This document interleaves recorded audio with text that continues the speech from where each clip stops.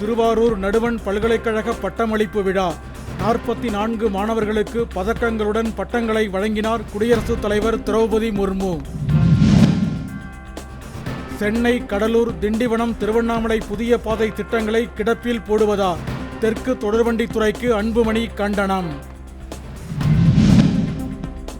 தஞ்சையில் உள்ள பூம்புகார் விற்பனை நிலையத்தில் கொலு பொம்மைகள் கண்காட்சி தொடக்கம். ஆளுயர தலையாட்டி பொம்மையை கண்டு மக்கள் வியப்பு.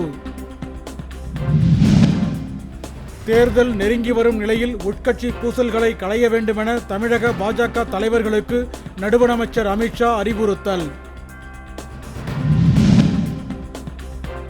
சிவகங்கை அருகே மணக்கரையம்மன் கோவில் விழாவையொட்டி நடைபெற்ற மாட்டு வண்டி பந்தயம். வெற்றி பெற்றவர்களுக்கு பணப்பரிசு. உடுமலை அருகே சட்டவிரோதமாக கிராவல் மண் கடத்திச் சென்ற சுமையுந்து பிஏபி கால்வாயில் கவிழ்ந்து விபத்து.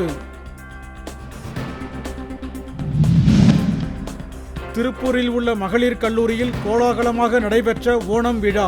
செண்டை மேள இசைக்கு நடனமாடி மாணவிகள் உற்சாகம்.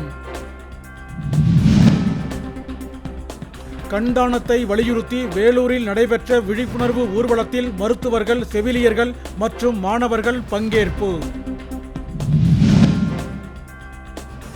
தேனி மாவட்டம் சின்னமனூர் மாணிக்கவாசகர் கோவில் நன்னீராட்டு விழாவில் திரளான பக்தர்கள் பங்கேற்று வழிபாடு.